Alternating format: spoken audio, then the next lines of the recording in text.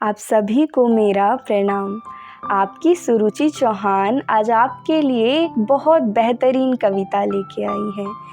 ये कविता मेरे दिल के बहुत करीब है। ये कविता अपने अंदर इस कलयुग के भावार्थ को समेटे हुए है।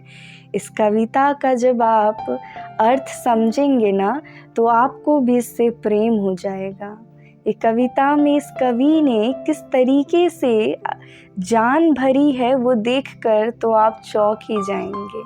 मैं चाहती हूँ कि मेरी YouTube फैमिली भी साहित्य विधाओं से परिचित हो। मेरे साथ आप भी इस कविताओं का रसपान कीजिए। इस कविता का भावार्थ आपकी सुरुचि ही समझाएगी, तो कोई त्रुटि हो जाए तो क्षमा चाहूँगी। ये कविता कुछ यूँ है कि रामचंद्र कह गए सिया से, रामचंद्र कह गए सिया से, ऐसा कलयुग आएगा, हंस चुगेगा दाना तुनका, कौआ मोती खाएगा। ये जो पंक्ति है जितनी सरल लगती है सुनने में, उतनी सरल नहीं है। इसके अंदर बहुत ही गहरा भावार्थ छिपा है। इसके अंदर जो हंस है वो एक योग्य व्यक्ति है जिसके अंदर बहुत कौशल है, पर इस कलयुग में वो असफल रहेगा। उसको उपलब्धियां प्राप्त नहीं होगी, वो दरिद्र रहेगा, उसके पास यश और वैभव नहीं होगा। वही जो एक कौवा है वो अकुशल व्यक्ति है जिसके अंदर कोई प्रतिभा नहीं है, फिर भी उसके पास समृद्धि, यश, वैभव होगा, जो कि हम आजकल अपने चारों बगल देख ही सकते हैं। इस पंक्ति को आप बहुत गहराई से सोचिएगा, आपको इसका अर्थ अवश्य समझ में आएगा।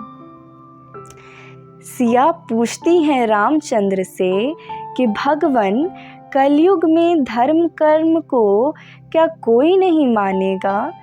तो प्रभु कहते हैं कि धर्म भी होगा, कर्म भी होगा, धर्म भी होगा, कर्म भी होगा, परंतु शर्म नहीं होगी। बात बात पे मात पिता को बेटा आँख दिखाएगा, बात बात पे मात पिता को बेटा आँख दिखाएगा।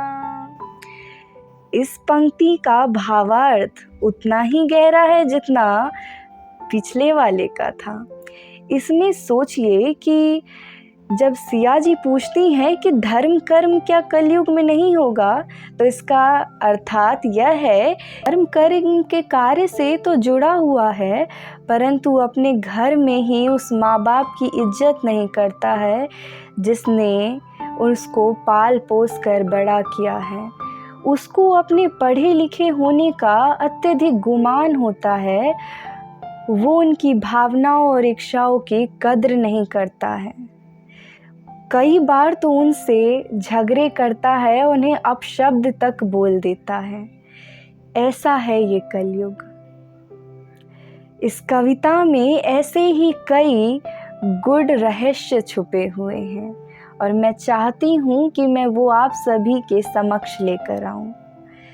पार्ट सेकंड अगर आप लोग चाहते हैं तो प्लीज़ कमेंट करिए, और मैं चाहती हूँ कि आप इस चैनल को बहुत बहुत सारा प्यार दीजिए ताकि और भी सदस्य हमारे इस परिवार का हिस्सा बन पाए। तो आज यहीं पे आपकी सुरुचि आपसे अलविदा लेती है। तब तक लाइक, सब्सक्राइब और कमेंट कर देना, वरना राम जी तो कह ही गए हैं सिया जी से कि रामचंद्र कह गए सिया से, ऐसा कलयुग आएगा, कोई सब्सक्राइब नहीं कर जाएगा।